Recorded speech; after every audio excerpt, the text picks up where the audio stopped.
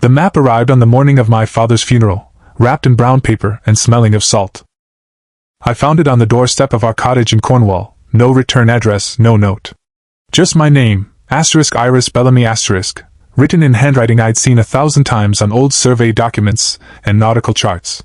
My father's handwriting, precise and elegant even in hurried strokes. But my father had been dead for 3 days. I carried the package inside, set it on the kitchen table next to my untouched tea, and stared at it for 20 minutes before my hands stopped shaking enough to open it. Inside was a map of Britain, but not one I'd ever seen. The coastlines were wrong, bulging in some places, concave in others. Cities appeared where they shouldn't exist. Roads curved into impossible spirals. And scattered across the parchment were symbols I recognized from my childhood. Tiny compasses, anchors, lighthouses, each drawn in fading ink. Underneath the map was a single sentence in my father's hand. "The places we lose are never really gone." My father, Thomas Bellamy, had been the last traditional cartographer in England, perhaps in all of Europe. While the world moved to satellites and GPS, he remained faithful to sextants and surveys, to walking every mile he mapped, to understanding land not as data points but as living story. "Digital maps show you where things are," he used to say. "But they don't show you what they mean." He'd spent 40 years mapping the British Isles, not the official versions approved by the Ordnance Survey, but his own interpretations. Personal cartography, he called it. Maps that showed not just geography but memory, emotion, the weight of history pressed into landscape. Most people thought he was eccentric. Some thought he was mad. I thought he was magic. As a child, I'd accompanied him on his surveys. We'd walk the Cornish coast at dawn, him with his measuring tools and notebooks, me with my collection jar for sea glass. He'd pause at seemingly random spots, a particular curve of beach, a cluster of rocks, and spend an hour sketching, measuring, writing notes in the margins. "What are you mapping?" I'd ask. "Heartbreak," he might say. "This is where a fisherman's wife watched for ships that never returned." Or, "Joy. Do you feel it? 300 years ago, smugglers landed here with French brandy. The whole village got drunk for a week." Or simply, "Forgetting. This place wants to disappear." I learned that landscapes remembered things. That geography had moods. That some places wanted to be found and others wanted to hide. Then I went to university, got a job in London doing data analysis for a marketing firm, and learned to see the world the normal way. As coordinates and distances. As things that were or weren't, existed or didn't. I hadn't seen my father in 2 years when the police called to say he'd walked into the sea. The funeral was small. A few elderly cartographers, some locals from the village, my mother's sister who'd never approved of my father's nonsense. The vicar gave a generic eulogy about loving husband and devoted father, never mentioning the obsession that had defined him. After everyone left, I sat alone in the cottage that smelled of pipe tobacco and old paper. My father's studio was exactly as he'd left it, walls covered in maps, desk buried under survey equipment, filing cabinets stuffed with a lifetime of careful observation. I should have felt sad. Instead, I felt angry. He'd walked into the sea on purpose. That's what the police suspected but were too kind to say directly. No note, no explanation, just empty shoes on the beach and my father's body found a day later, caught in the rocks near the lighthouse. What kind of man abandons his daughter without even a goodbye? The map he'd sent, if he'd really sent it, which was impossible, felt like a taunt. One last mystery he expected me to solve, as if I were still that little girl who believed places could feel emotions. I was 32 years old. I knew better. But I couldn't stop looking at it. The first symbol was a lighthouse, drawn exactly where the Pendine Lighthouse stood on the Rio coast.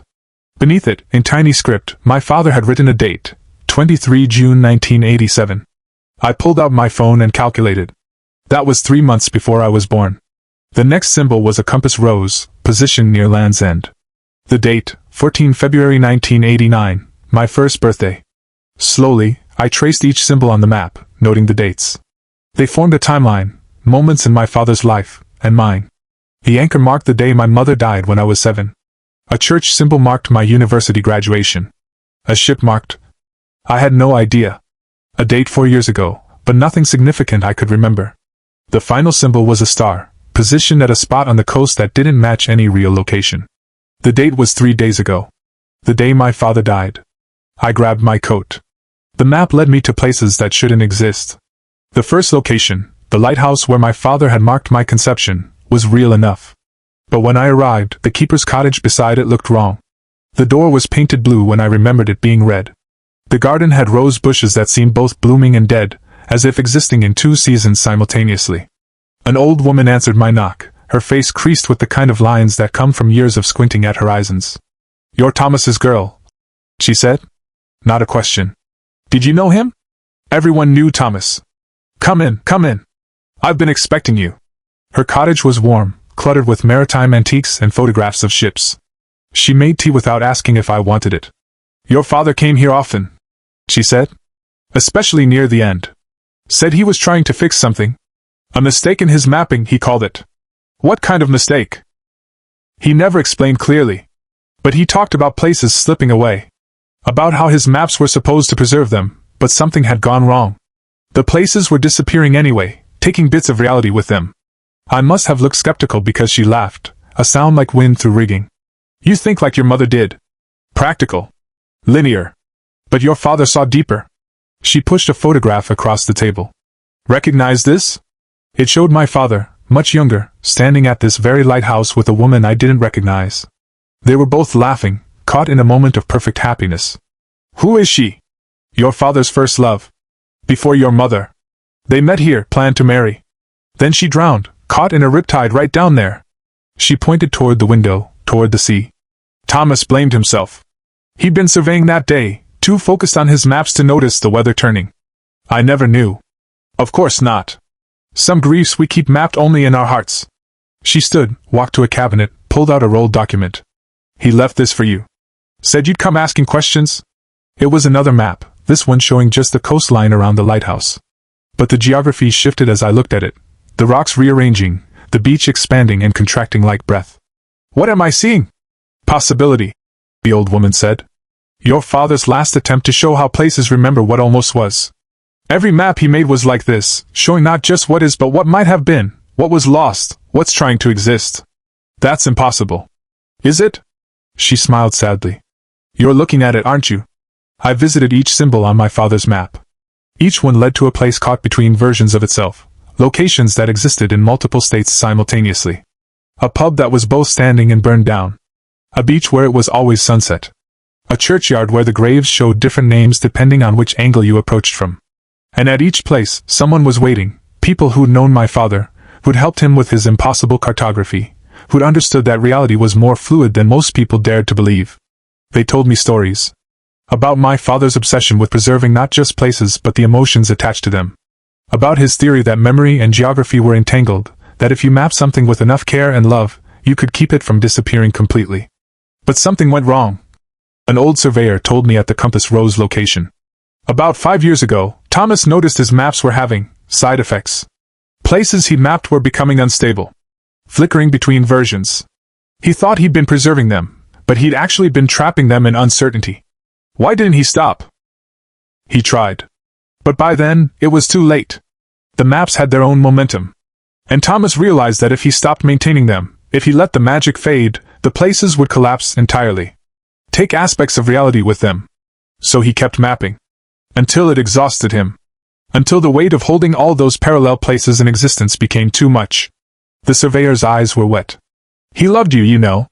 Every map he made after you were born, he was trying to preserve the world for you. Make sure the places you loved would still be there when you needed them. The final symbol, the star, led me to a beach that wasn't on any official map. I had to climb down an unstable cliff path, following coordinates that kept shifting on my phone's GPS. The sun was setting, painting the water in shades of amber and blood. The beach was small, enclosed by rocks that formed a natural amphitheater. And in the center, impossibly, was my father's studio. Not a building, the actual room from our cottage, sitting on the sand as if it had always been there. Door open, light spilling out. I approached slowly, heart hammering. This couldn't be real.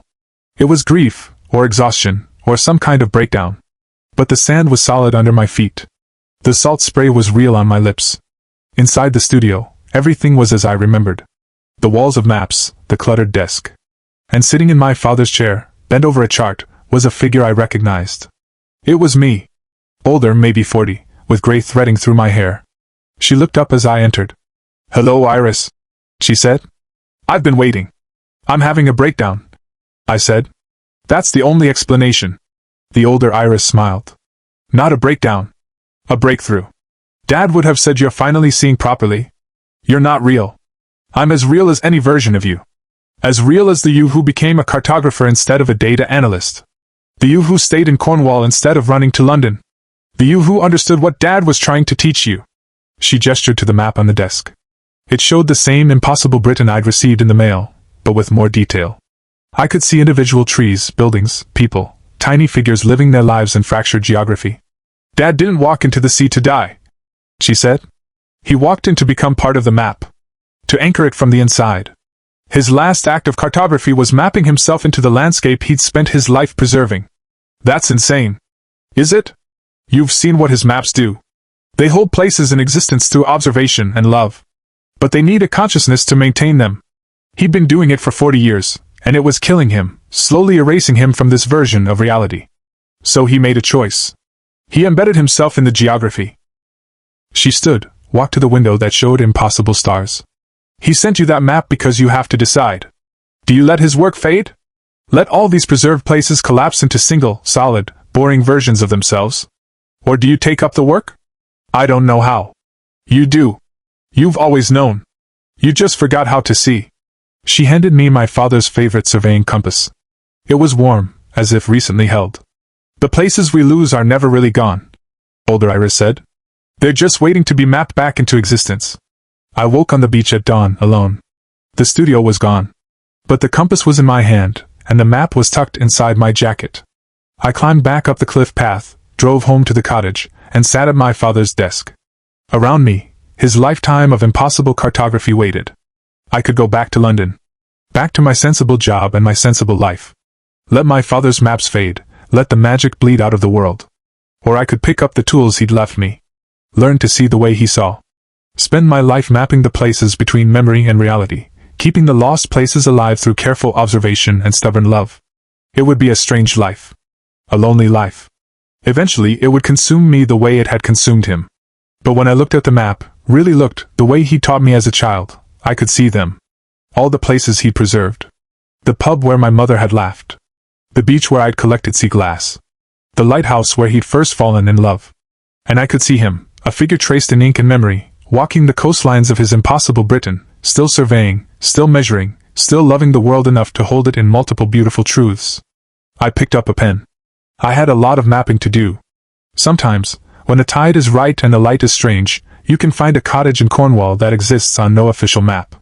Inside, a woman works at a desk covered in impossible cartography, drawing places that hover between was and is and might have been, asterisk.